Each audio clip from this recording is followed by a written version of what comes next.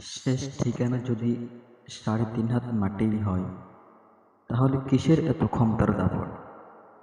ভোর ৫টায় মৃত্যু, সকাল ৬টায় জানিয়ে দেওয়া হইবে মাইকে, ৮টায় শেষ গোসল করানো হবে, ৯টায় তোমাকে নতুন কাপড়ে সাজানো হবে, জোহর নামাজের পর তোমাকে তোমার আলিশান বাড়ি থেকে বের করে নিয়ে যাওয়া হবে, ২টায় তোমার জানাজার নামাজ পড়ানো হবে, ২:৩০ তোমাকে কবরে নামিয়ে ফেলা হবে।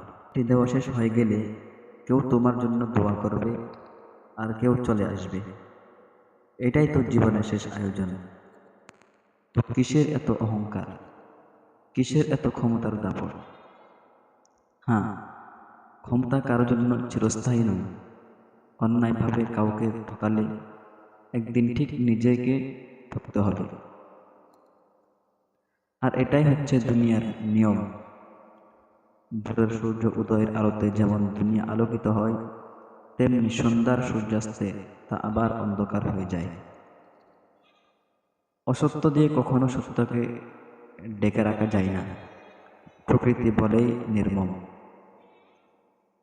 কখন কোথায় কার উপর আঘাত আনে তা উপরওয়ালাই ভালো জানে। অহংকার আর দাম্ভিকতা তা পতনের লক্ষণ। তাই অহংকারকারী না হয় সহনশীল হন।